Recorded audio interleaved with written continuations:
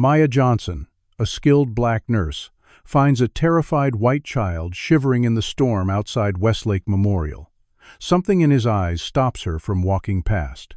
She never imagines this moment will unravel dangerous hospital secrets, expose a powerful doctor's deadly negligence, and ultimately force her to choose between her career and justice for families destroyed by institutional racism. The choice she makes that night not only saves numerous lives, but forever alters the power structure of a medical institution that had long turned a blind eye to discrimination.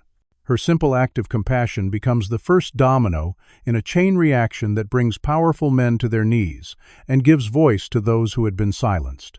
The digital clock on the intensive care unit wall of Westlake Memorial Hospital blinked 3:15 a.m. when Maya Johnson finally completed her 12th consecutive hour of an exhausting night shift, her dark curls now pulled back tightly in a bun that did little to ease the tension headache forming at her temples. Despite her 8 years of critical care experience and recently completed advanced certification in trauma nursing, Maya had spent much of the night defending her treatment decisions to Dr. Victor Harrison, the hospital's celebrated white chief of surgery, who had questioned her competence when she suggested adjusting medication for an elderly black patient who showed signs of adverse reaction. The confrontation had happened in the patient's room, with Dr. Harrison loudly asking if she had actually completed nursing school, or if Westlake had just needed to fill their diversity quota, causing the patient's family to look at her with newfound suspicion. Maya had maintained her composure, presenting the relevant medical literature, supporting her concern about medication sensitivity differences among various populations, only for Harrison to dismiss her with a curt, "I'll be the one to make those determinations," before walking away without acknowledging the evidence she'd cited. Now, as she signed out to the morning shift nurse and gathered her belongings from her locker, Maya glanced at the small framed photo she kept inside. A picture of her grandmother, who had worked as a janitor in this very hospital for 30 years, never permitted to advance despite having trained as a nurse's aide in her youth. "Still fighting the same battles, Grandma," Maya whispered to the photograph before closing her locker and heading toward the exit, where she discovered the overnight thunderstorm had intensified into a torrential downpour that turned the employee parking lot into a small lake. Running toward her car with her jacket pulled over her head, Maya almost missed the small figure huddled beneath the covered ambulance bay, a white boy no older than 8, wearing only a thin hospital gown with a light blanket wrapped around his shoulders, his blonde hair plastered to his forehead as he shivered uncontrollably. Maya immediately changed direction, rushing to the child who stared up at her with wide, frightened blue eyes that sparked with recognition when he saw her nurse's uniform. "Hey there. What are you doing out here all alone in this storm?" Maya asked gently, crouching down to his level while quickly assessing him for signs of injury or distress. The boy remained silent, his body trembling from either cold or fear, but he didn't back away when Maya cautiously moved closer to shelter him with her jacket. "My name is Maya. I'm a nurse here, and I want to help you get somewhere safe and warm, okay?" she continued, noticing the hospital bracelet still attached to his thin wrist. Gently turning the bracelet to read the information, Maya felt a jolt of surprise when she saw the name Ethan Collins printed there, immediately recognizing it as the surname of Dr. Richard Collins, the hospital's renowned neurosurgeon who worked closely with Dr. Harrison and was equally dismissive of the nursing staff, especially those of color. Hospital protocol required Maya to immediately alert security about a wandering patient, particularly a minor. But something about the terror in the boy's eyes made her hesitate, especially when she noticed he kept fearfully glancing back at the hospital entrance rather than seeking shelter inside from the storm. "Ethan, are you trying to get away from the hospital?" Maya asked softly. And though the boy still wouldn't speak, the slight nod of his head confirmed her suspicion. An internal debate raged in Maya's mind as rain continued to pour around them. Following protocol meant returning Ethan to the hospital where he clearly didn't want to be, yet taking any other action could jeopardize her career and license. The decision crystallized when she noticed the faint bruising around Ethan's wrist above the hospital bracelet, bruises that looked distinctly like finger marks too large to belong to a child. "How about I drive you home? Would that be better?" Maya offered, making a split-second decision that she knew might have serious consequences. The relief that washed over the boy's face was immediate and unmistakable, as he nodded eagerly, finally speaking in a voice barely audible above the storm. "Yes, please take me to my mom." Maya quickly wrapped her dry jacket around Ethan's shoulders and guided him to her car, helping him into the back seat and turning the heater to full blast before pulling out her phone to search for the Collins residence, finding an address for Dr. Richard Collins in the upscale lakeside neighborhood of Oakwood Shores, approximately 20 minutes from the hospital. As they drove through the storm, Maya tried to engage Ethan in conversation, asking gentle questions about why he was outside in such weather and if someone at the hospital had hurt him. After several minutes of silence, Ethan finally spoke again, his voice slightly stronger but still fearful. "My dad works there, but he does bad things. I heard him talking with Dr. Harrison about the special medicine." Maya glanced in the rearview mirror, catching Ethan's reflection as he pulled up his hospital gown sleeve to reveal more bruising around his upper arm, adding in a whisper that sent chills down Maya's spine. "This is what happens when I ask questions about what Daddy does to the black patients." Before Maya could process this disturbing statement or ask for clarification, the GPS announced their arrival at the Collins residence, a sprawling colonial-style mansion with manicured grounds and a circular driveway now slick with rainwater, the house's many windows glowing warmly against the stormy darkness, presenting a picture of wealth and comfort that contrasted sharply with the frightened boy in her back seat and the ominous words he had just shared. The Collins estate loomed before them like a fortress as Maya guided her modest sedan up the long driveway, windshield wipers, fighting a losing battle against the relentless downpour that had followed them from the hospital to this exclusive neighborhood where homes rarely sold for less than $2 million. Security lights activated as they approached the main entrance, illuminating a grand portico supported by white columns that seemed to Maya both impressive and oddly cold, despite the home's obvious architectural beauty. With a reassuring glance at Ethan in the back seat, Maya parked and quickly ran around to help him out, noticing how he tensed as they approached the imposing front door with its ornate brass knocker shaped like a lion's head. Before Maya could knock, the door swung open to reveal Dr. Richard Collins, still dressed in expensive slacks and a dress shirt despite the early hour, his handsome features tight with an expression that shifted rapidly from annoyance to surprise, and then something more calculating when he recognized Maya and spotted his son. "Ethan, where have you been?" he demanded, ignoring Maya completely as he pulled his son roughly by the arm into the house, the boy wincing at his father's grip. Maya followed uninvited, unwilling to leave until she was certain of Ethan's safety, and found herself in a cavernous foyer with marble flooring and a grand staircase that curved upward to the second floor. "Dr. Collins, I found your son at the hospital, outside in the ambulance bay during the storm," Maya explained professionally, watching as Collins finally released his grip on Ethan's arm, leaving fresh red marks that would likely bruise. "He was frightened and refused to go back inside, so I thought it best to bring him home directly." Collins studied Maya with cold blue eyes that matched his son's, but lacked any of the vulnerability or innocence she'd seen in Ethan's gaze, his expression morphing into one of practiced concern as he asked, "And you are Johnson, correct? ICU nurse on Harrison's service?" Maya nodded, uncomfortable with how he remembered her name, despite rarely acknowledging her existence during his rounds. Sensing that Collins was the type of man who categorized and remembered potential threats rather than colleagues he respected. Their conversation was interrupted by the appearance of a slender blonde woman descending the staircase with deliberate, careful steps, her movements sluggish as though underwater, her unfocused gaze eventually finding Ethan with delayed recognition. "Ethan, darling, you're soaked through," she murmured in a voice slightly slurred, her designer silk pajamas and robe incongruous with her disheveled hair and the dark circles beneath her bloodshot eyes. Maya instantly recognized the signs of heavy sedation, her clinical experience flagging the woman's pupil size and coordination issues as consistent with benzodiazepine use, making her wonder if Catherine Collins was dealing with anxiety, insomnia, or something more troubling. "Catherine, go back upstairs. I'll handle this." "Doctor," Collins ordered sharply, causing his wife to flinch slightly before she knelt unsteadily to embrace her son, whispering something in his ear that made the boy's eyes widen. Collins stepped forward, physically inserting himself between mother and child, as he addressed Maya with sudden professional cordiality that failed to mask the underlying hostility in his tone.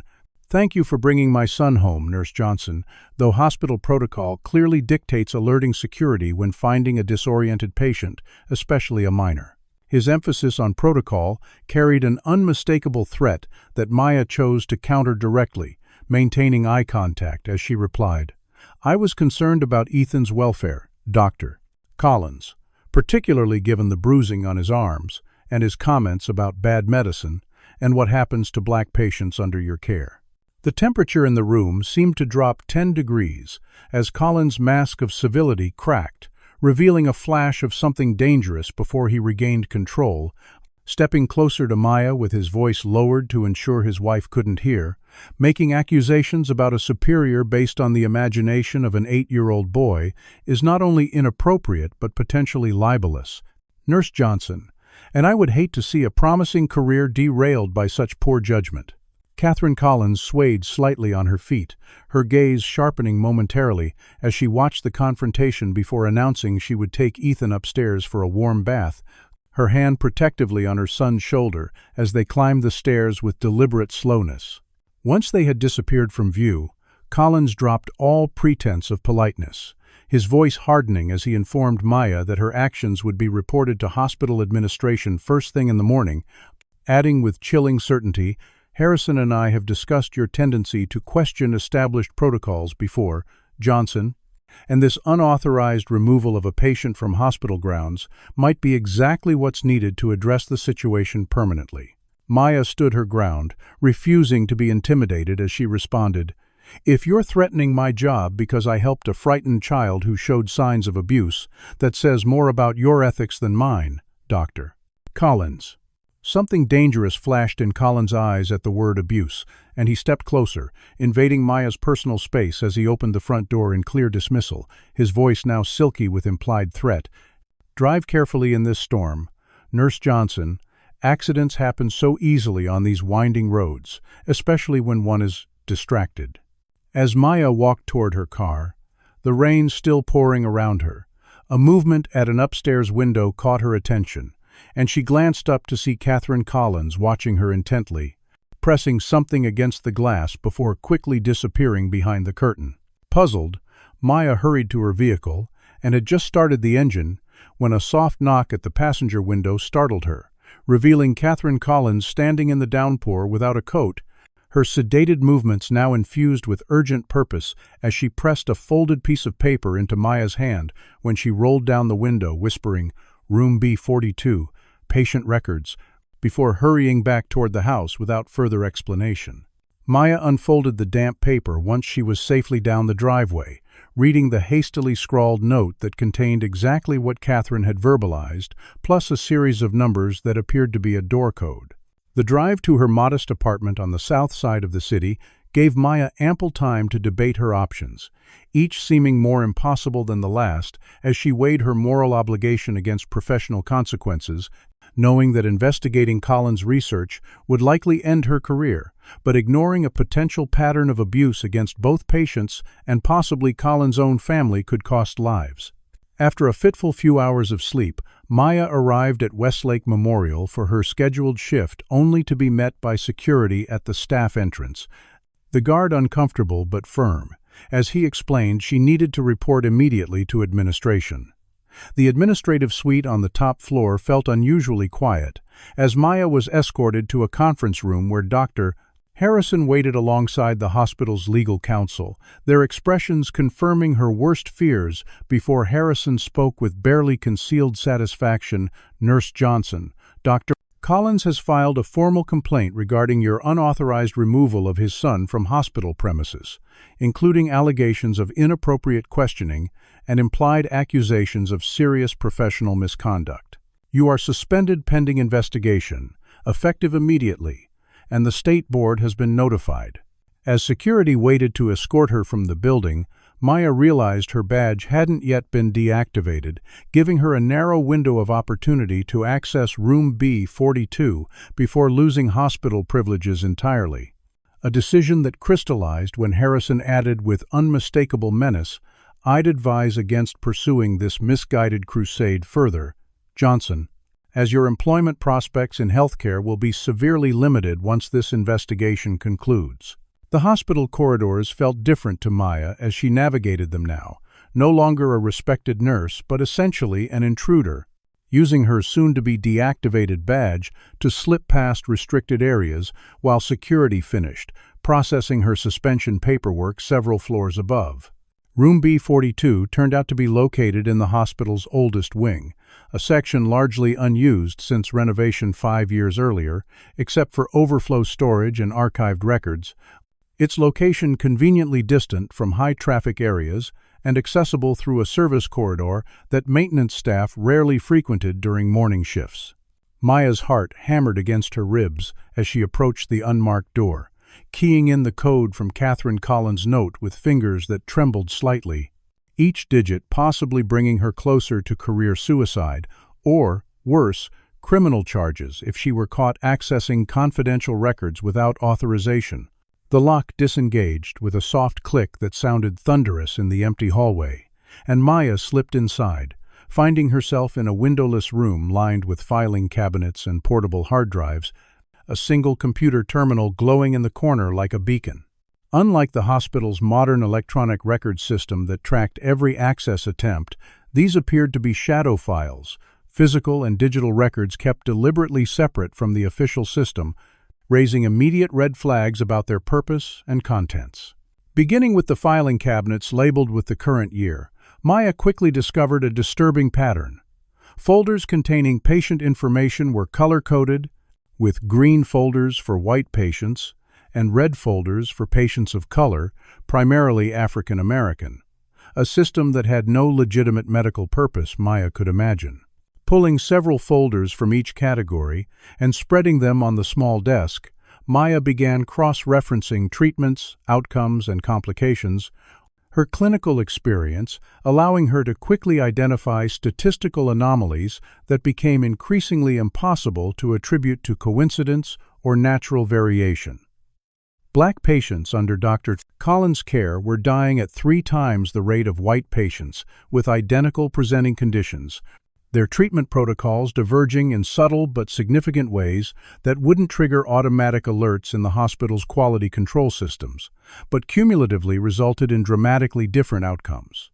More disturbing still, Maya found consent forms for what was described as alternative treatment protocols in many of the red-coded files, the language deliberately vague and buried within standard surgical consent documents, with signatures that sometimes appeared shaky or markedly different from the same patient's signatures on other forms, raising questions about whether they had been obtained under duress or medication. The common denominator among these patients was striking. Nearly all came from underserved neighborhoods on the city's south and west sides, many with limited English proficiency, minimal family support, or other vulnerabilities that made them less likely to question medical authority or pursue legal action if complications arose. Hands shaking with a combination of anger and disbelief, Maya turned to the computer terminal, finding it protected by a password prompt that momentarily stalled her investigation until she noticed a small notebook beside the monitor, innocuous enough to be overlooked, but containing what appeared to be login credentials for various hospital systems, including the specialized database before her. Once logged in, Maya discovered digital records corresponding to the physical files, but with additional documentation, detailed notes on experimental medications administered to the red-coded patients, medications not listed in their official charts or pharmacy records, with molecular structures and dosage adjustments tracked against patient responses in clinical language that suggested pharmaceutical research rather than therapeutic treatment. Most chilling were the mortality reports, clinical and dispassionate in their documentation of adverse outcomes and terminal events that were categorized as acceptable risk parameters within something called Project Nexus, complete with statistical models predicting expected casualty rates, as if these were laboratory animals rather than human beings seeking medical care. Maya's nursing training had covered research ethics extensively, and she recognized immediately that these trials violated every established protection for human subjects, from informed consent to risk disclosure, to the fundamental principle that experimental treatments must be administered only when standard care had failed and with full transparency about potential consequences. Moving deeper into the database, Maya discovered a separate folder labeled Contingency Documentation containing what appeared to be falsified death certificates and modified medical examiner reports, with causes of death altered to reflect natural disease progression or known complications, rather than the experimental treatments that had actually precipitated organ failure, cardiac events, or neurological collapse in otherwise stable patients. Among these files was a subfolder marked Collins Family containing just one document, a death certificate for Michael Williams, identified as Catherine Collins' brother, officially recorded as having died in a single vehicle accident 3 years earlier, but hospital records indicated had actually died under Dr. Collins' care following a minor outpatient procedure, with symptoms matching those documented in other victims of the experimental protocol.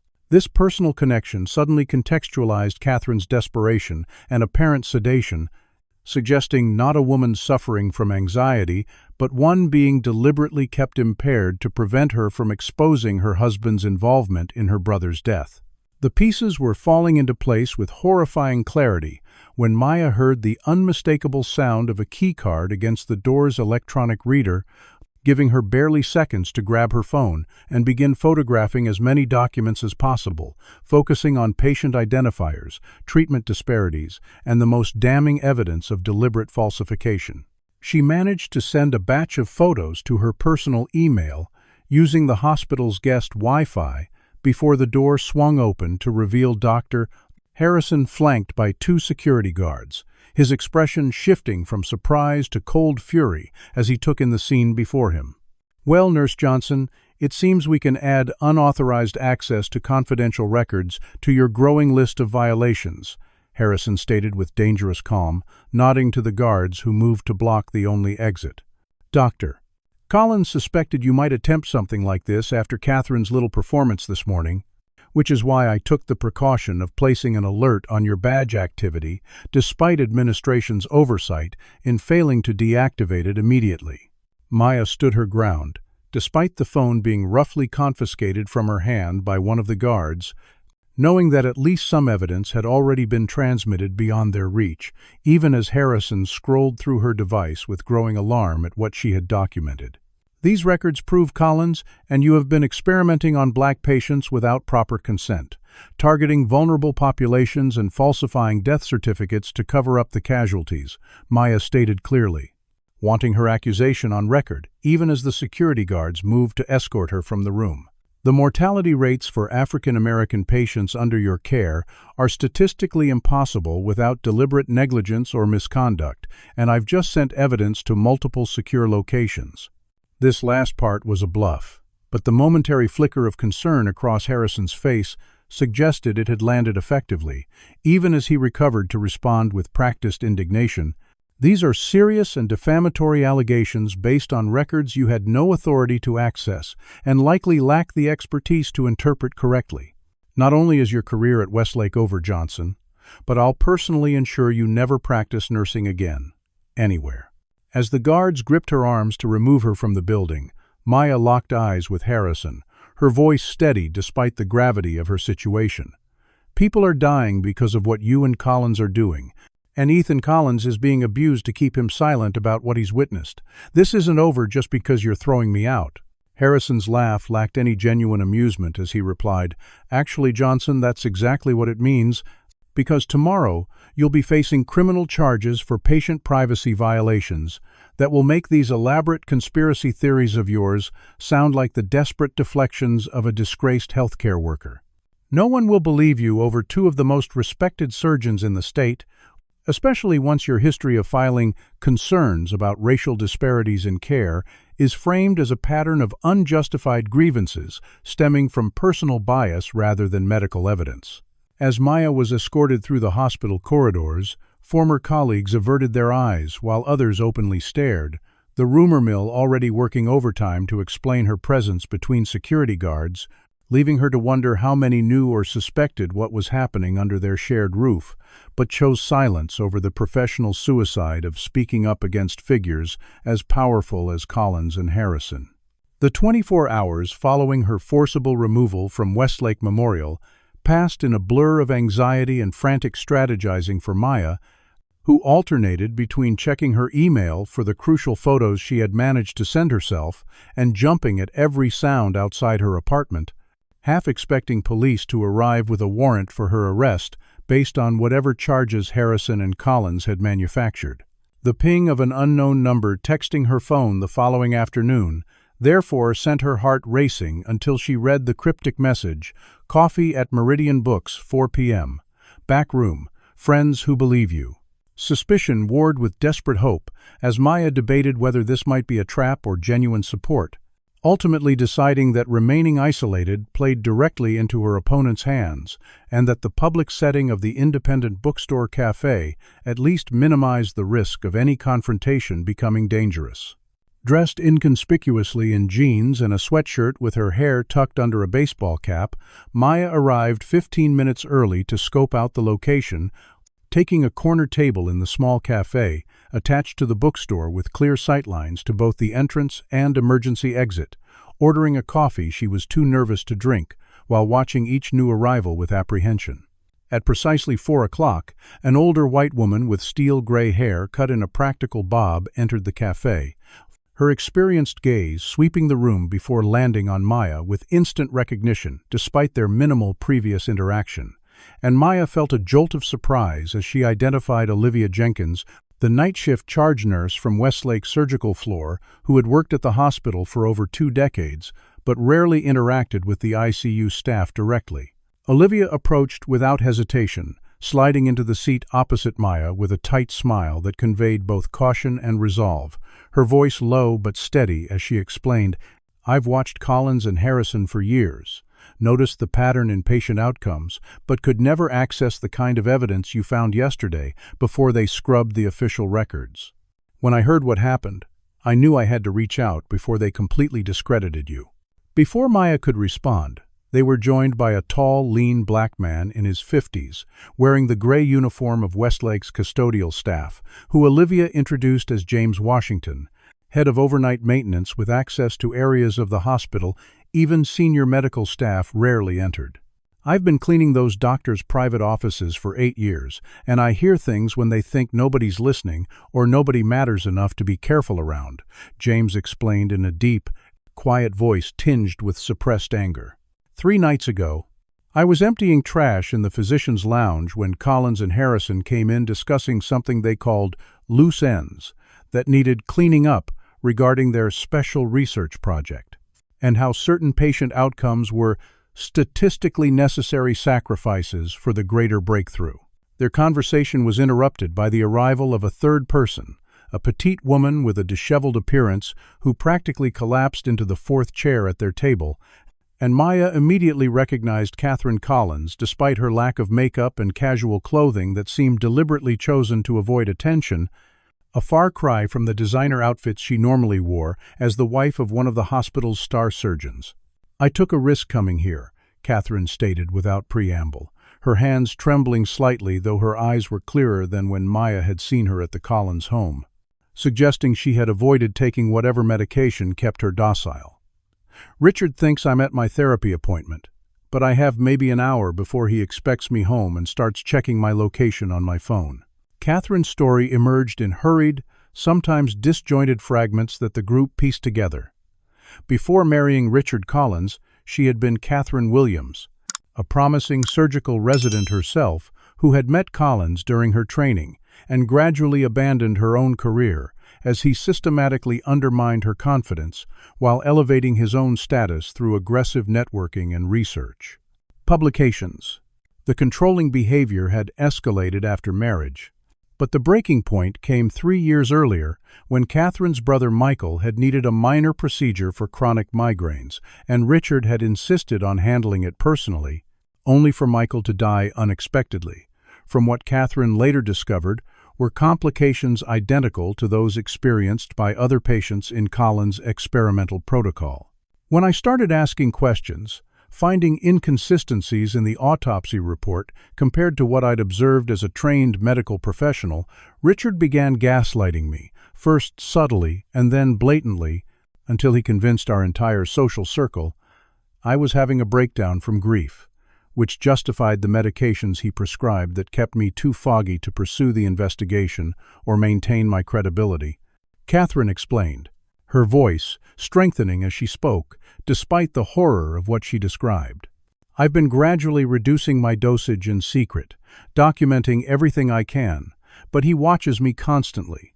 And after Ethan started asking questions about what he overheard at the hospital, Richard's control over both of us intensified. Their somber conversation was joined by a final participant, a young man with sharp eyes behind fashionable glasses who introduced himself as Marcus Taylor, investigative journalist with the city's independent news outlet who had been tracking a statistical anomaly in deaths at Westlake for months, but had been unable to penetrate the hospital's legal defenses or find sources willing to go on record. What you've all described matches patterns I've identified across 3 years of public health data, Marcus confirmed, showing them his laptop with graphs illustrating mortality disparities by race and socioeconomic status that couldn't be explained by known health factors or comorbidities. But I need hard evidence and credible witnesses to break this story in a way that can't be dismissed or buried by the hospital's crisis management team or the powerful donors who sit on its board. The unlikely alliance formed naturally around the table, each person contributing a crucial piece to the emerging puzzle. Maya with her direct evidence from Room B42 and clinical expertise to interpret the medical implications. Olivia with her institutional knowledge and connections to other nurses who had observed suspicious patterns. James with access to restricted areas and willingness to gather additional evidence. Catherine with insider knowledge of Collins's methods and motives, and Marcus with the journalistic platform to eventually expose the truth to the public and authorities who could take action. As they formulated a plan to document the full scope of the experimental program and its targeted impact on minority patients, Maya shared the limited evidence she had managed to extract before being caught, which Marcus identified as potentially powerful but legally insufficient without additional corroboration that could stand up to the inevitable challenges from the hospital's formidable legal team. The group dispersed after establishing secure communication protocols, with Catherine hurrying back to maintain her cover story and the others committing to specific investigative tasks that would build their case methodically while minimizing individual exposure. Maya returned to her apartment that evening, feeling simultaneously more hopeful about exposing the truth and more vulnerable now that she had connected with others who could be endangered by association. A fear that crystallized into cold reality when she found her front door slightly ajar despite having locked it securely before leaving. Inside, her apartment had been methodically ransacked, drawers emptied, electronics dismantled, and books pulled from shelves in what was clearly a search for the evidence she had gathered. But most chilling was the note centered on her kitchen table, typed in generic font without signature but unmistakable in its threat. Stop digging, or be buried with what you find. Final warning. Despite the explicit threat, Maya found her resolve strengthening rather than crumbling in the days that followed, her nurse's core commitment to patient advocacy transforming into a broader mission as she coordinated with her newfound allies to build an irrefutable case against Collins and Harrison. Marcus proved invaluable in connecting her with families of deceased patients, arranging discreet meetings in community centers and church basements, where Maya heard heartbreaking stories with disturbing similarities. Loved ones admitted for routine or minor procedures who suffered unexpected complications, followed by rushed explanations from medical staff, missing records when families requested documentation, and subtle intimidation when questions persisted about inconsistencies in the official narrative. Using her clinical expertise, Maya identified a pattern wherein patients were initially stable, following standard procedures, before experiencing rapid deterioration, approximately 8 to 12 hours post-operation, typically during night shifts, when staff was reduced and family visitors absent, with symptoms suggesting neurological and cardiovascular events inconsistent with their original conditions or known medication side effects. Olivia, meanwhile, leveraged her decades-long tenure and reputation within the nursing community to cautiously identify other staff who had raised concerns about patient outcomes only to be reassigned, disciplined for unrelated infractions, or otherwise marginalized, creating a network of potential witnesses who might come forward if given adequate protection and assurance that their careers wouldn't be destroyed. Her most significant discovery came through a former pharmacy technician who had observed discrepancies between ordered medications and what actually appeared in certain patients' rooms, including unmarked additions to IV bags that bypassed the normal verification protocols and electronic tracking system. Catherine managed brief, carefully timed communications during her therapy appointments, providing crucial context about her husband's research ambitions and professional jealousies, revealing that Collins had been obsessed with developing a revolutionary neurological enhancement protocol that had been repeatedly rejected for official clinical trials due to concerning results in animal studies, leading him to pursue alternative research pathways with Harrison's cooperation and protection. Most shocking was her revelation that Collins received substantial quarterly payments from a company called Nexicor Pharmaceuticals, routed through a shell corporation to a Cayman Islands account, payments that coincided with detailed research reports. Collins compiled on what he euphemistically called his compassionate use cases, a term that made Maya physically ill when she considered the implication that vulnerable patients were dying as unofficial test subjects for experimental drugs that couldn't gain legitimate research approval. James proved remarkably resourceful, using his maintenance credentials and encyclopedic knowledge of the hospital's layout to place a small recording device disguised as an ordinary smoke detector component in the physician's private meeting room, capturing conversations that, while often guarded and euphemistic, contained damning references to acceptable failure rates, suitable subject profiles, and maintaining plausible deniability through documentation protocols. As evidence accumulated across multiple fronts, Maya attempted to follow institutional channels one final time, requesting a meeting with the hospital's compliance officer and patient safety director to present her findings, believing that the sheer volume and pattern of evidence might compel action despite Collins and Harrison's influence.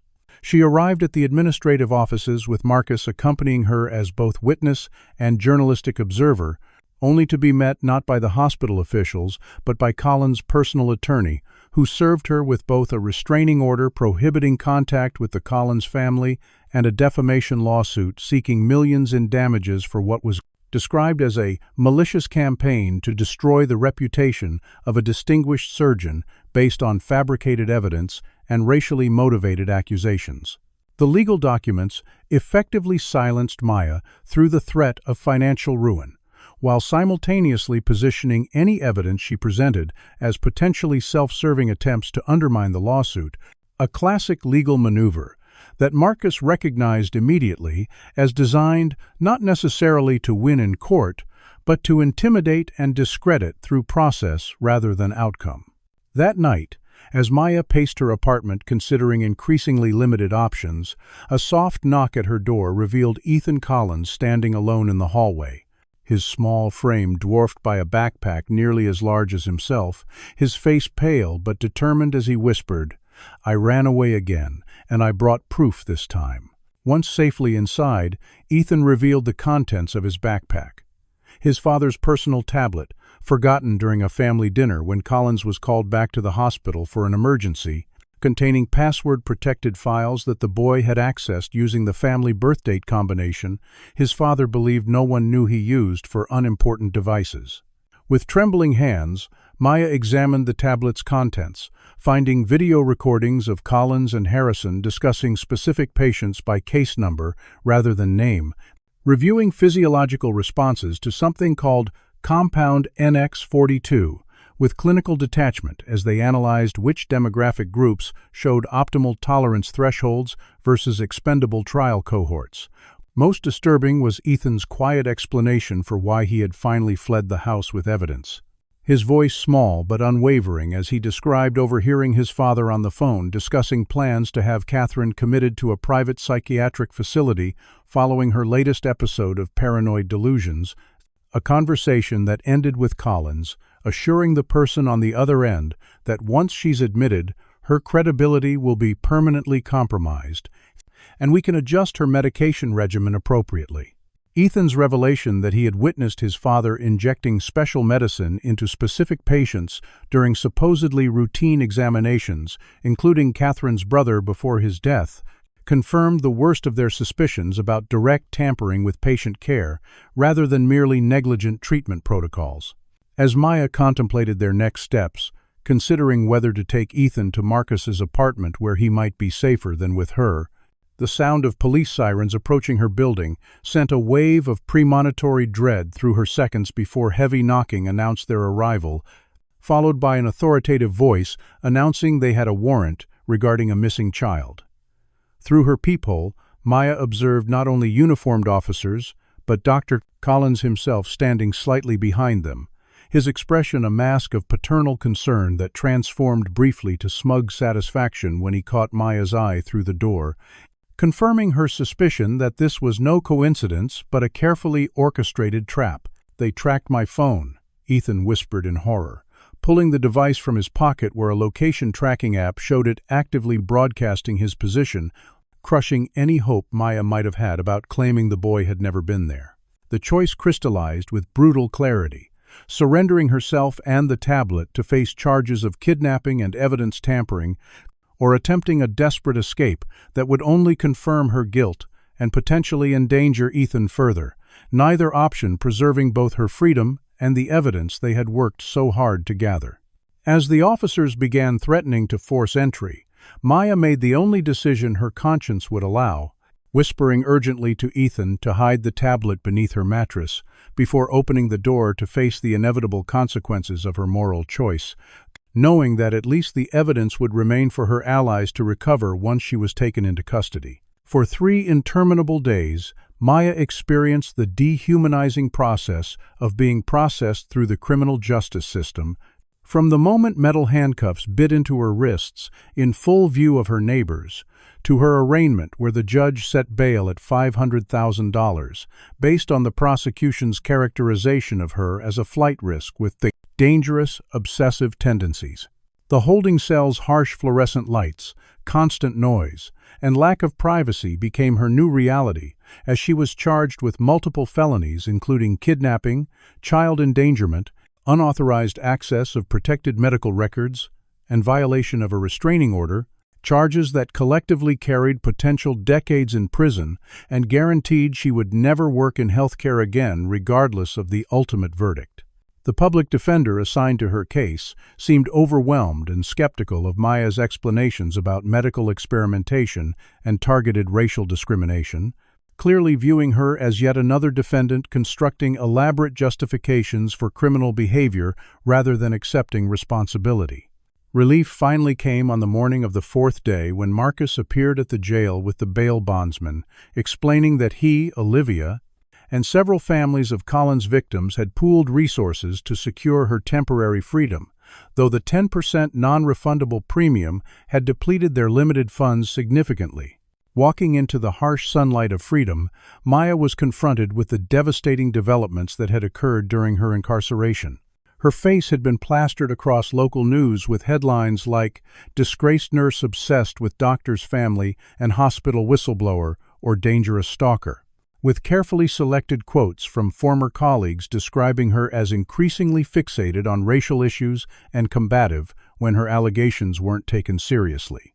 Most alarming was Marcus's update that Catherine Collins had apparently attempted suicide the day after Maya's arrest and had been involuntarily committed to Lakeside Psychiatric Center under her husband's direct authority, effectively silencing their most important corroborating witness and validating the narrative that Catherine's support of Maya's conspiracy theories stemmed from untreated mental illness rather than genuine knowledge of her husband's crimes.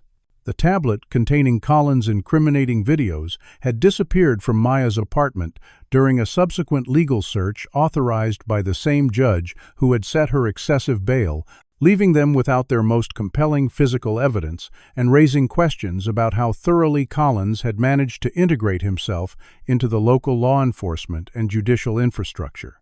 Returning to her apartment felt like entering a crime scene, with belongings still strewn about from the police search and yellow evidence tape marking areas they had processed.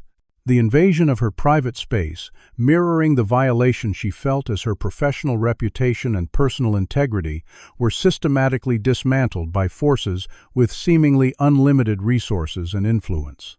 The notification from the State Nursing Board arrived via certified mail that afternoon, informing her that her license had been temporarily suspended pending investigation, with language suggesting permanent revocation was the likely outcome given the serious nature of the allegations and evidence of professional judgment compromised by personal bias. The subsequent email from Westlake's Human Resources Department formally terminating her employment was almost redundant, though the notification that they were contesting her unemployment benefits based on termination for cause added financial injury to the professional execution she was experiencing. That evening, as Maya sat in her partially restored living room with Marcus, Olivia, and James, discussing increasingly limited options for continuing their investigation without Catherine's testimony or the tablet evidence, the weight of what they faced pressed down like a physical force. Every institutional avenue seemed blocked, every potential whistleblower intimidated, and every piece of hard evidence mysteriously disappearing or being discredited before it could reach authorities capable of taking action. The conversation took a darker turn when James shared news that Catherine's brother's body had been quietly exhumed and cremated the previous day under an expedited court order citing family wishes and religious observance, eliminating the possibility of an independent autopsy that might have confirmed the presence of experimental compounds in his tissue. When Marcus attempted to contact the medical examiner who had signed the original death certificate, he discovered the individual had relocated to a prestigious position at a research hospital in Switzerland 2 years earlier, conveniently beyond the reach of local investigative authorities. The mounting obstacles and coordinated opposition left Maya questioning whether their small group could realistically hope to expose a conspiracy with such extensive protection. A moment of despair that deepened when James checked his phone and discovered multiple missed calls from his wife, who frantically informed him when he called back that he needed to come to Westlake immediately. James had failed to report for his evening shift without notice, something completely out of character for the reliably punctual maintenance supervisor because his cell phone had been off during their strategy meeting, prompting hospital security to call his emergency contact when they couldn't reach him directly. The group immediately suspected a trap, but before they could develop an alternative plan, James received a text with a photo of his work locker open and security personnel cataloging its contents, with a message stating they had discovered concerning items that required his immediate explanation to avoid involving authorities. Recognizing he couldn't abandon his job without raising even more suspicion and potentially losing their last access point within the hospital, James reluctantly departed for Westlake, while the others promised to remain alert for any sign he had been detained or worse. Hours passed without word from James, the tension building until Maya's phone finally displayed his number shortly after midnight. But the voice that answered her relieved greeting wasn't James but Olivia, using his phone because her own had died, and containing barely controlled panic as she explained that James had been admitted to Westlake's ICU following a hit-and-run accident in the hospital parking garage. According to security footage, an unidentified vehicle with obscured license plates had struck James as he approached his car after meeting with Human Resources, causing multiple injuries, including a concussion and internal bleeding that required immediate surgery. The timing could hardly be coincidental, But the true horror emerged when Olivia revealed that Dr. Collins had personally taken over James's case despite not being on call, citing his neurosurgical expertise as necessary given the head trauma, effectively placing their ally's life in the hands of the very man they were investigating for lethal experimentation on vulnerable patients. The hospital's visitor policy restricted access to immediate family, preventing Maya or Marcus from checking on James directly due to the restraining order and professional restrictions now in place, leaving James's wife Alice as their only potential source of information about his condition and treatment. When Alice didn't respond to calls or texts for several hours following James's surgery, Maya felt a cold certainty that Collins had found yet another way to silence a potential witness, either through medical intimidation of Alice or direct intervention in James's treatment, a suspicion confirmed when Olivia managed to access James's medication orders through her still-active login credentials and discovered an unusual post-operative protocol authorized by Collins that included experimental neuroprotective agents, not standard for similar injuries. The revelation that Collins would be bold enough to potentially target James with the same experimental compounds they were investigating, hiding the administration within legitimate treatment for his injuries, demonstrated a level of confidence and institutional protection that seemed almost impossible to overcome, leaving Maya to wonder how many others might suffer while they struggled to break through the walls of protection surrounding Collins and Harrison. The next morning brought the final blow to Maya's already fractured hope when local news reported that Catherine Collins had been transferred from the psychiatric facility to an undisclosed private treatment center for intensive therapy, effectively removing her from potential contact with investigators or journalists who might have eventually gained access to her at the local facility. With James unconscious and vulnerable in Collins' direct care, Catherine isolated in an unknown location, the tablet evidence missing, and Maya herself facing criminal charges that undermined her credibility, the path forward seemed to vanish entirely, leaving her sitting alone in her apartment, after Marcus and Olivia reluctantly departed to attend to their own pressing responsibilities, staring at the wall as she contemplated whether her decision to pursue justice had actually made things worse for everyone involved, including the very patients she had sought to protect. The moment of deepest despair often precedes the pivot toward resolution, a truth Maya contemplated at 3 a.m. as she paced her apartment, sleep impossible as her mind raced through scenarios and contingencies, refusing to accept that Collins and Harrison would escape accountability for the lives they had destroyed. The breakthrough came with the sudden realization that their opponent's greatest strength, institutional power, also created their greatest vulnerability. The more people and systems they controlled, the more points of potential exposure existed if approached correctly. By dawn, Maya had formulated the framework of a counteroffensive that would require perfect coordination and timing among their remaining allies, beginning with the most urgent priority, extracting James Washington from Collins' direct medical control before he could become another complication statistic.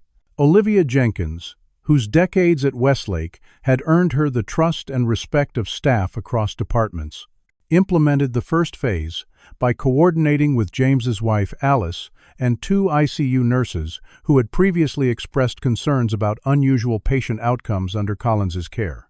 Using Olivia's knowledge of shift changes and security protocols, they executed a perfectly timed transfer for specialized testing that was actually an unauthorized removal, wheeling James's gurney to a service elevator and into an ambulance where a sympathetic paramedic, whose cousin had died under mysterious circumstances following routine surgery by Dr. Harrison, transported him to University Medical Center across town.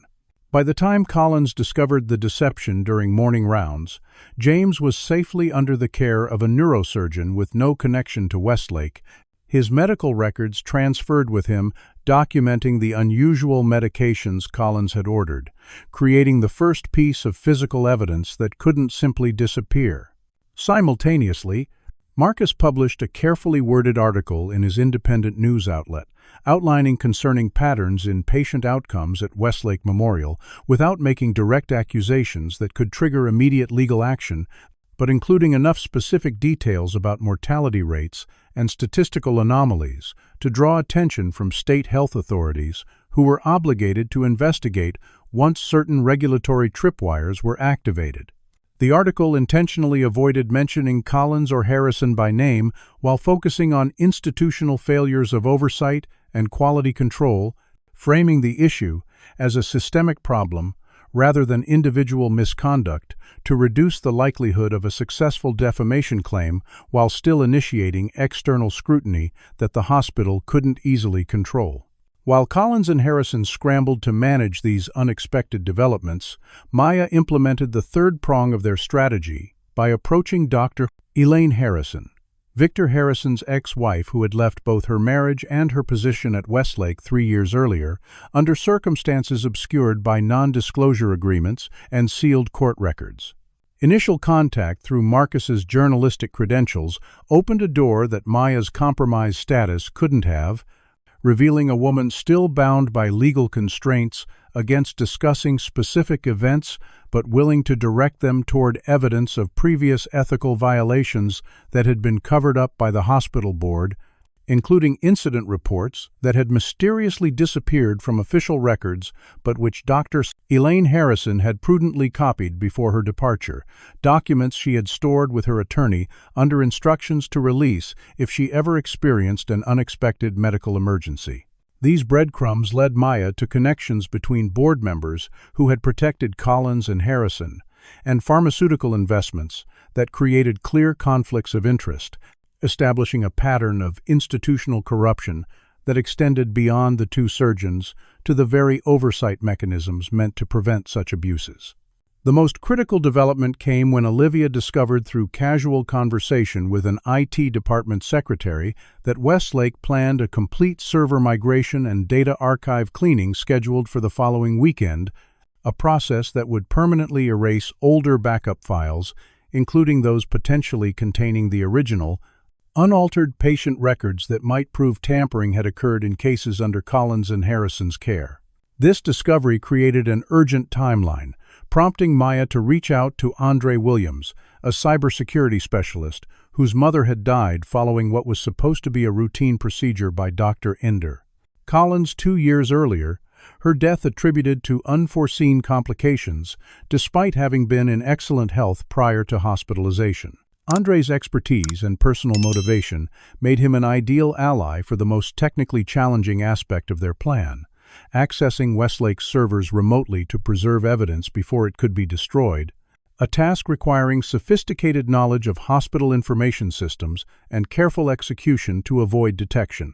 Using credentials Olivia had gathered from sympathetic staff members and exploiting security vulnerabilities Andre identified in the hospital's outdated network infrastructure, they succeeded in creating a secure copy of patient records spanning the 5 years Collins and Harrison had been conducting their unofficial experiments, establishing an evidence backup beyond the reach of hospital administrators or lawyers that documented the clear pattern of disparate treatments and outcomes based on racial and socioeconomic factors.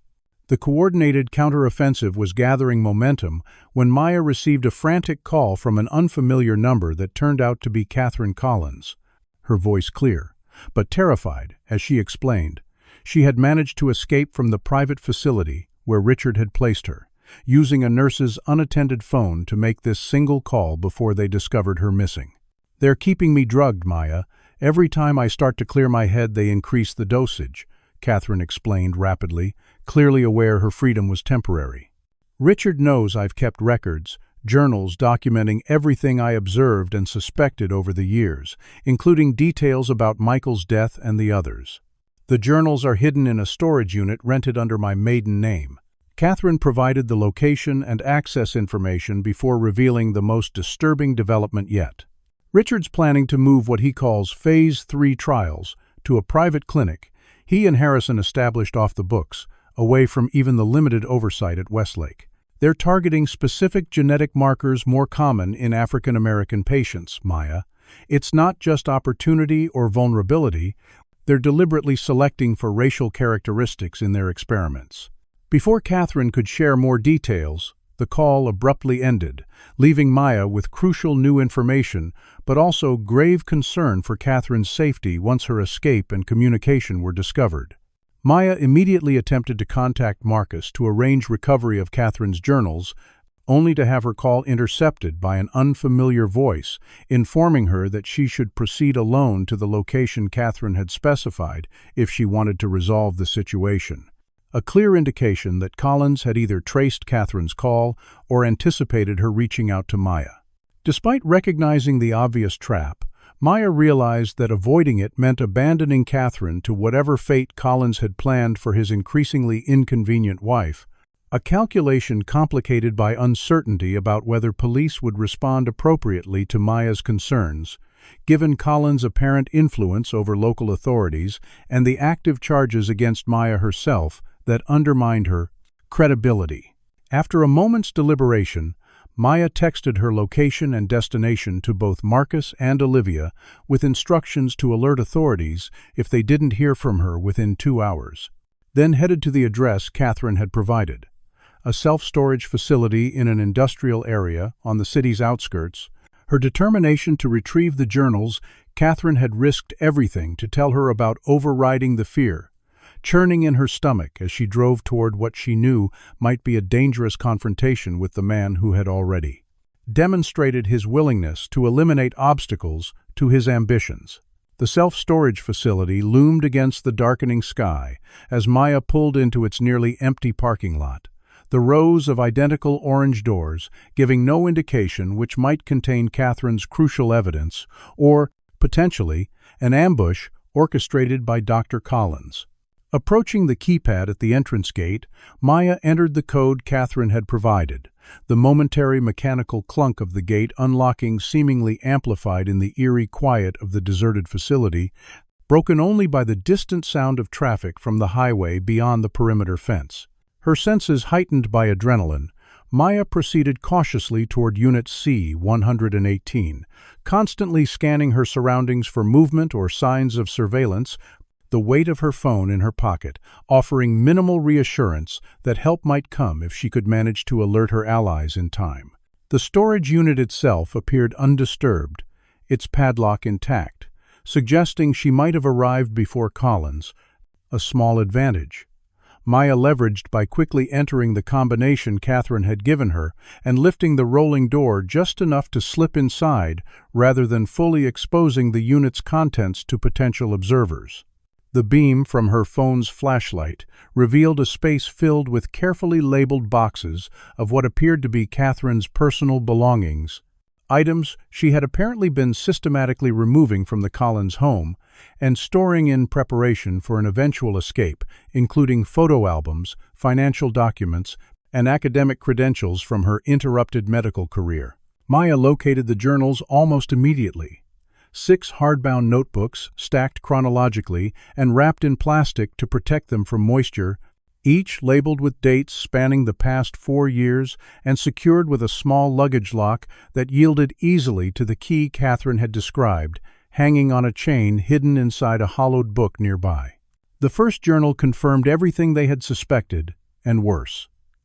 Catherine had meticulously documented her observations of Richard's research activities, beginning with legitimate concerns about patient selection that evolved into horrified certainty as she witnessed patterns too consistent to be coincidental, including detailed notes on conversations she had overheard between Collins and Harrison, discussing acceptable loss rates in what they called demographically appropriate test subjects. The most damning entries detailed Catherine's discovery of her brother, Michael's inclusion in the experimental protocol without his knowledge, Collins having deliberately targeted his brother-in-law after Michael had expressed concerns about Richard's increasingly controlling behavior toward Catherine, effectively eliminating both a personal problem and adding another data point to his research simultaneously. Before Maya could photograph the most critical pages, the sound of a car door slamming outside froze her in place, followed by measured footsteps approaching the unit and the distinctive voice of Dr. Richard Collins calling out with chilling confidence, "I know you're in there, Nurse Johnson.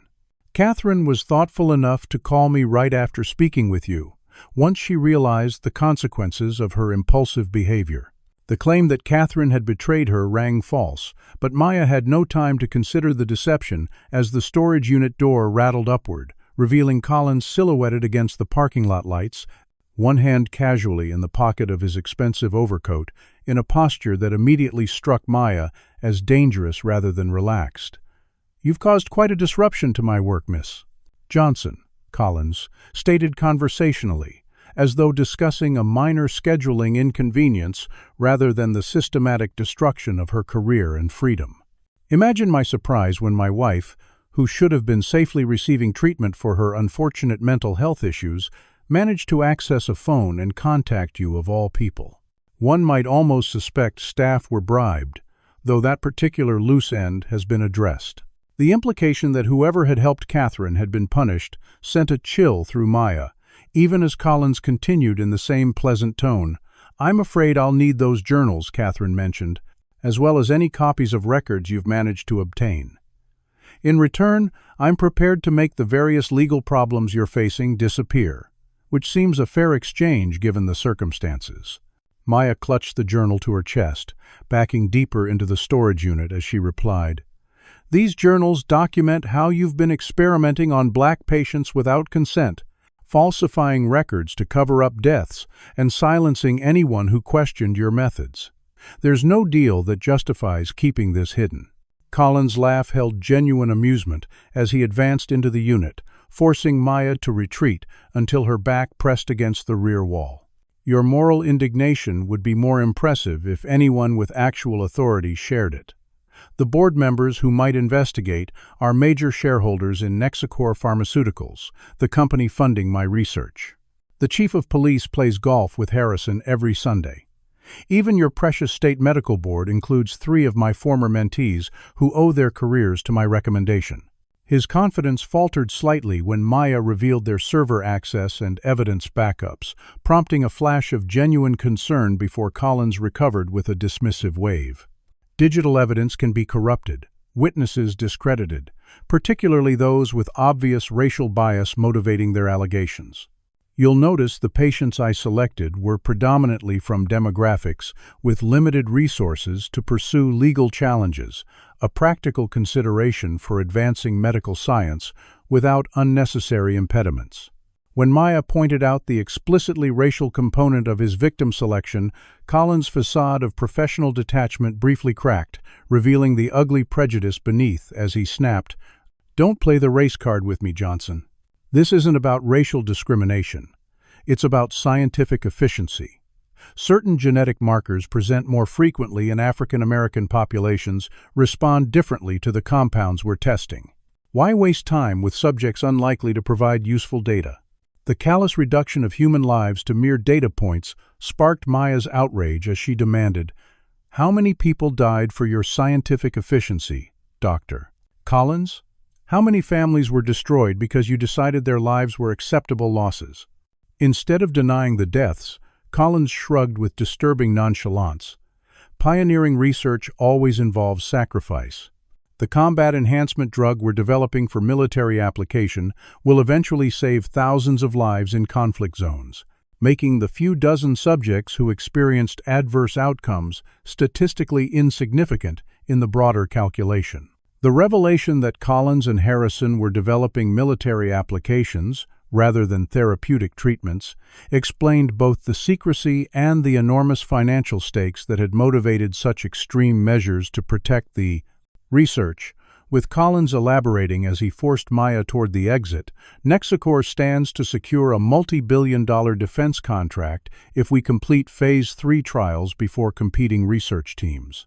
Once that contract is signed, any insignificant ethical complaints will be buried under national security classifications and generous settlements for the few families persistent enough to cause problems. The pieces finally aligned in Maya's mind. The experimental drug was designed to enhance neural processing and physical performance for combat troops, but with devastating side effects that made official approval through normal channels impossible, leading Collins and Harrison to create an unauthorized testing program using patients they considered disposable, primarily people of color from underserved communities. whose deaths could be easily attributed to pre-existing conditions or known surgical complications. Collins gestured toward his car parked directly outside, informing Maya with chilling calm that they would be driving to a location where she could compose a suicide note, confessing to fabricating allegations due to personal grievances and racial persecution delusions, her death, closing the investigation, and discrediting any evidence previously gathered. "It's really the cleanest resolution for everyone concerned," Collins explained, as though discussing a minor scheduling adjustment rather than premeditated murder. "The mentally unstable nurse who kidnapped my son and broke into my wife's storage unit during a paranoid episode, tragically taking her own life when her allegations weren't believed. Very sad, but ultimately providing closure to an unfortunate situation."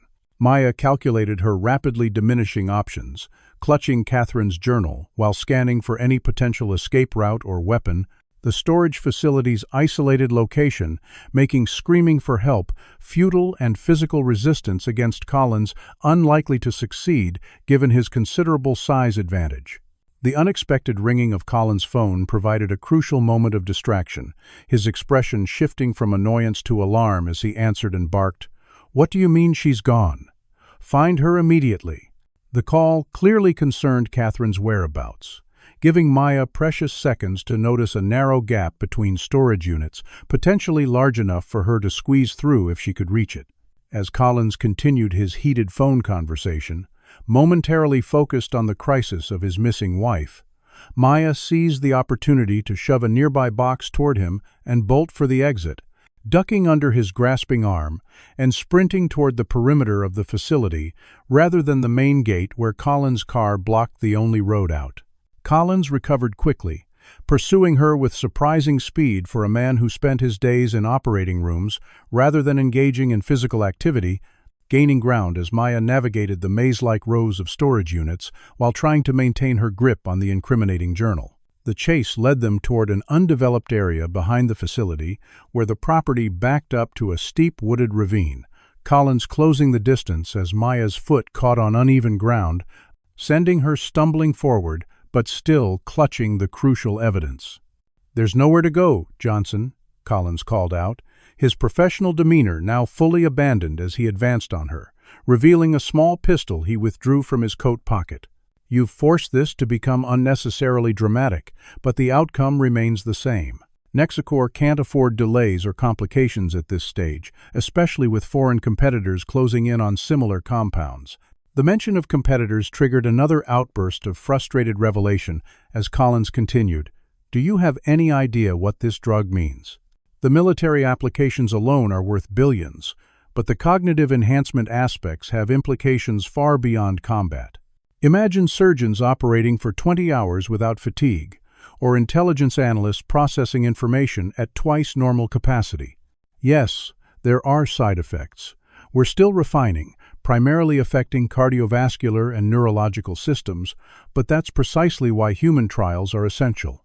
Maya had backed toward the edge of the ravine, the steep drop behind her, and Collins advancing with the gun now aimed directly at her chest, leaving her literally at the edge of both figurative and literal cliffs, with no apparent escape, when the distant wail of police sirens penetrated the tense standoff, causing Collins to hesitate and glance toward the facility entrance.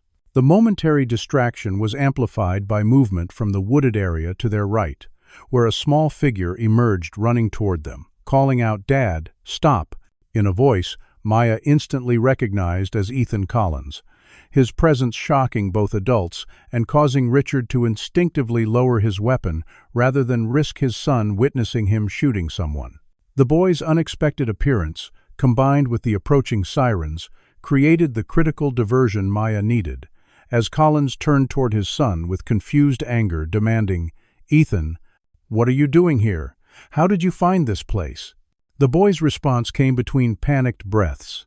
"I followed you from home when you left after getting Mom's call. I hid in your trunk because I knew you were going to hurt someone else like you hurt Uncle Michael." The devastating accusation from his own child seemed to physically stagger Collins, the momentary emotional shock providing the window Maya needed as police vehicles screeched into the storage facility's parking area, their flashing lights visible even from the rear of the property where the confrontation was unfolding.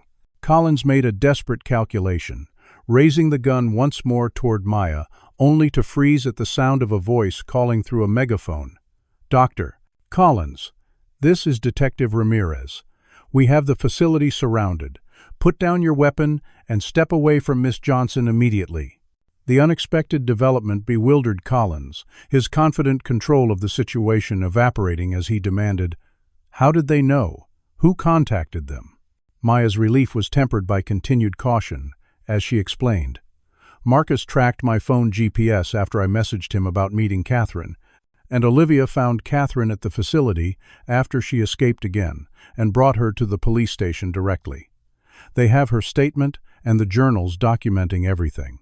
6 months after the dramatic confrontation at the storage facility, Maya Johnson stood before a packed auditorium at the newly renamed Justice Memorial Hospital, formerly Westlake Memorial, the institution transformed both physically and philosophically in the wake of what the media had dubbed the Westlake experiment scandal, that had shocked the medical community nationwide and triggered congressional hearings on racial disparities in experimental treatments.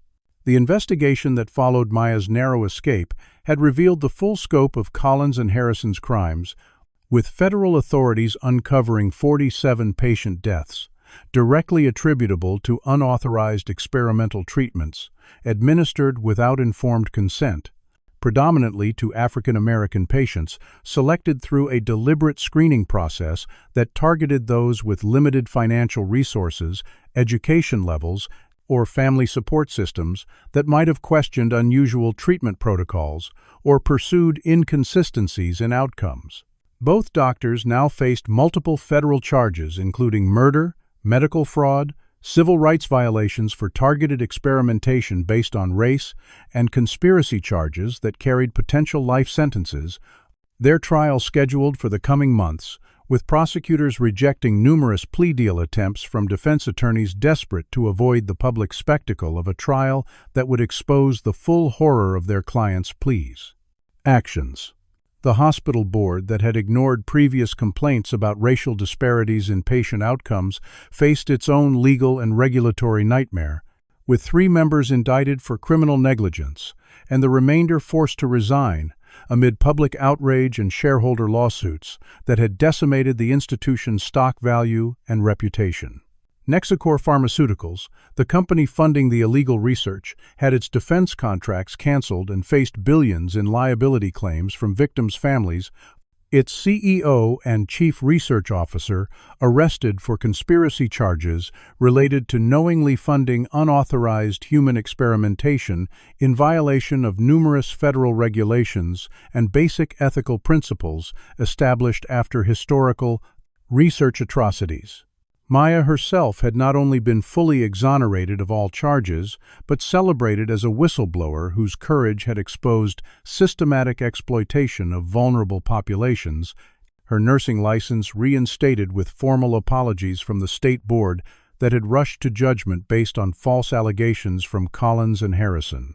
Her experience had catalyzed a transformation in her professional trajectory, moving from bedside nursing to a leadership role as the newly appointed Director of Patient Advocacy and Safety at Justice Memorial, focusing specifically on eliminating treatment disparities and ensuring informed consent procedures protected all patients regardless of background or education level. Catherine Collins, now reverting to her maiden name of Williams, and slowly reclaiming her health after years of induced sedation and psychological manipulation, had become an unexpected ally in hospital reform, using her insider knowledge of administrative weaknesses to help design new safety protocols while simultaneously resuming the medical career that had been derailed by her marriage to Richard Collins. Olivia Jenkins had been promoted to Chief Nursing Officer, her decades of institutional knowledge proving invaluable in identifying and addressing systemic biases in patient care assignments and treatment authorizations, while James Washington, fully recovered from his injuries after months of rehabilitation, now served as facilities director with expanded authority to ensure maintenance staff were treated as essential members of the healthcare team rather than invisible support personnel. The most surprising development, however, and the reason for today's ceremony, was the change in hospital ownership that had occurred during the institutional reconstruction. Maya, using the substantial settlement from her wrongful termination and defamation lawsuit, combined with investment capital from a coalition of victims' families and community organizations, had become the majority shareholder and first Black woman to chair the hospital board, transforming the governance structure to ensure patient safety and equitable care took precedence over profit margins or prestigious research publications. Today, we welcome the inaugural class of the Memorial Scholars Program. Maya announced to the assembled crowd that included community leaders, healthcare workers, patient advocates, and family members of those who had died under Collins and Harrison's care. These 25 medical, nursing, and allied health students from underrepresented backgrounds will receive full scholarships and mentorship to become the next generation of healthcare providers committed to equitable, ethical care for all communities. Among the audience members, Maya spotted Ethan Collins sitting beside his mother Catherine, the boy still processing the trauma of his father's crimes, but finding healing through therapy and his newly stated ambition to become a doctor who helps everyone equally. The memorial wall behind Maya displayed photographs of all 47 victims of the experimental protocol, their names and stories preserved to ensure the human cost of medical exploitation would never be forgotten or repeated within these walls, a constant reminder to every staff member of why vigilance against discrimination in healthcare remained essential. The transformation of this institution, from a place where discrimination was embedded in its practices to one centered on healing and justice, represents both how far we've come and how far we still must go, Maya continued, her gaze falling on a particular photograph displayed prominently among the memorial images. Her grandmother, who had been denied treatment at this same hospital decades earlier because of her race, creating a through line of historical context for the ongoing struggle against medical racism. The systems that enabled these abuses weren't created overnight, and they won't be dismantled quickly, but each step toward accountability and equity brings us closer to healthcare that truly serves everyone with dignity and respect. As Maya concluded her address, inviting questions from the audience and media representatives, she recognized the profound importance of engagement in maintaining transparency and preventing future abuses, adding, "What we've learned through this painful chapter is that silence protects those who abuse power, while speaking truth, however difficult or dangerous, is ultimately what saves lives." I would encourage everyone watching to consider how you might use your voice to question inequities in your own communities, whether in healthcare or other systems that impact our daily lives. The response was immediate and powerful, with audience members sharing their own experiences of medical discrimination and pledging support for the ongoing reforms, creating exactly the kind of community accountability that Maya had envisioned as essential to preventing future exploitation. "Thank you all for your commitment to this journey of transformation," Maya concluded, her voice steady, with the confidence that comes from having faced the worst consequences of speaking truth and emerged not just surviving, but empowered to create systemic change. By subscribing to our monthly community health newsletter, liking and sharing information about patient rights on social media, commenting with your own healthcare experiences, and continuing to hold institutions accountable through your engagement, you become essential partners in ensuring that justice in healthcare isn't just a momentary headline, but a sustained reality for generations to come. Together, we're not just rebuilding one hospital, we're creating a model for what equitable healthcare can and must be across our nation.